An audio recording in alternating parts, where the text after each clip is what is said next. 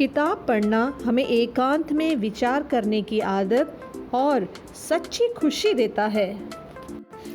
आज की कहानी एक ऐसे राजा की कहानी है जिसे अपनी मूँछों से कुछ ज़्यादा ही प्यार था। तो चलिए सुनते हैं कहानी राजा की मूँछें।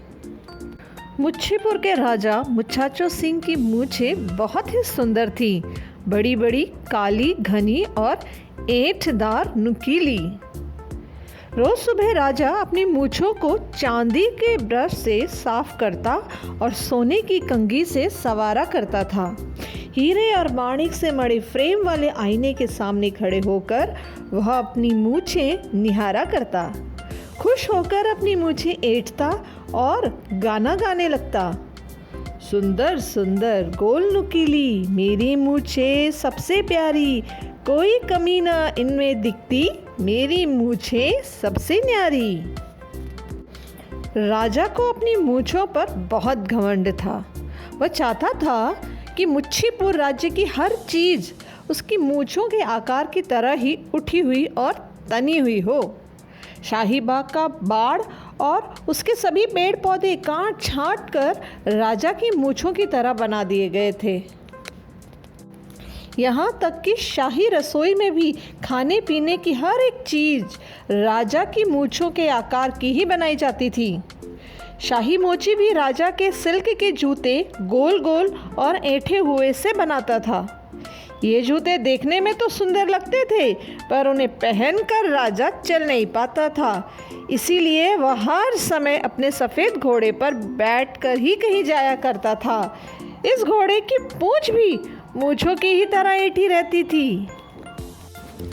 राजा का बिस्तर भी उसकी मूँछों के आकार का था। राजा को अक्सर अपने बिस्तर से उतरकर नीचे ठंडे संगमरमर के फर्श पर ही सोना पड़ता था, क्योंकि बिस्तर इतना घुमावदार था कि राजा को उस पर चक्कर से आने लगते थे। एक सुहानी सुबह राजा मुच्छाचो सिंह ने चांदी के ब्रश से अपनी मूँछें साफ की और फिर सोने की कंघी से उन्हें संवारा।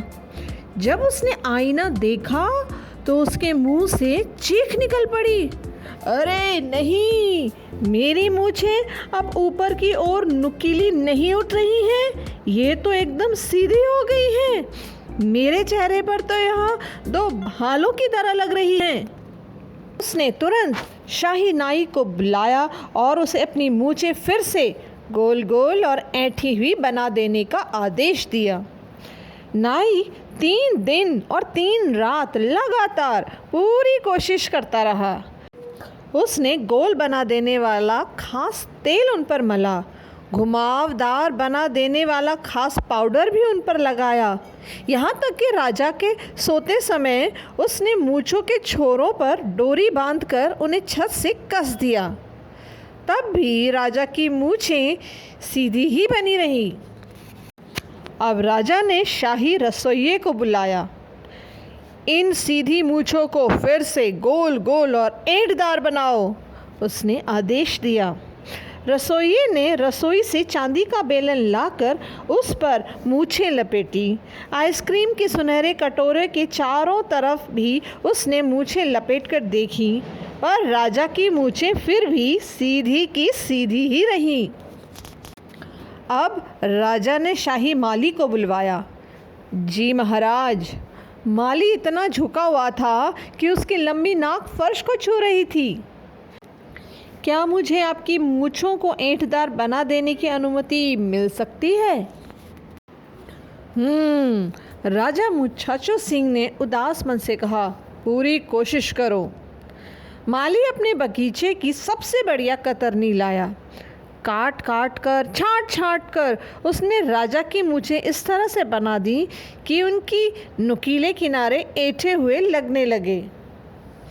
अगली सुबह जब राजा मुच्छाचो सिंह ने आईना देखा तो वह फिर चिल्ला उठे, अरे नहीं, मेरी मूँछें अभी भी सीधी ही हैं और अब तो ये पहले से आधी ही रह गई हैं। कितनी भद्दी लग रही हैं। इतने उदास मत होइए, रानी ने कहा, मुझे तो आपकी ये नई सीधी मूँछें अच्छी लग रही हैं। वैसे भी मैं आपकी उन गोल गोल ईंटदार मूंछों के आकार का खाना खाते खाते और वैसे ही गहने कपड़े पहनते पहनते ऊब गई हूँ। लेकिन मुझे तो अपनी उन गोल गोल घूमी हुई और ईंटदार मूंछों की कमी अखर रही है ना। राजा आ भरकर बोला। फिर ठीक है, एक तरीका है जिससे आपकी मूंछें फिर से ईंटदार बन सकती हैं। रानी बोली। कैसे? राजा ने पूछा। रानी ने राजा के गाल पकड़े और हल्के से खींचे। राजा मुस्कुराने लगे। ऐसे? रानी बोली। ऐसे ही मुस्कुराइए, तब आपकी मूंछें फिर से गोल, नुकीली और घूमी हुई लगेंगी। अरे वाह! मुच्छीपुर का राजा मुच्छाचो सिंह आईने में अपना चेहरा देख प्रसन्नता से बोला। जब भी मैं मुस्कुराता हूँ मेरी मूंछें गोल गोल, घूमी हुई और ऐंठदार दिखाई देती हैं। और उसके आसपास के सभी लोग मुस्कुराने लगे। और बच्चों, यही ख़त्म होती है राजा मुच्छाचो सिंह की ये कहानी। उम्मीद करती हूँ आपको बहुत मज़ा आया होगा।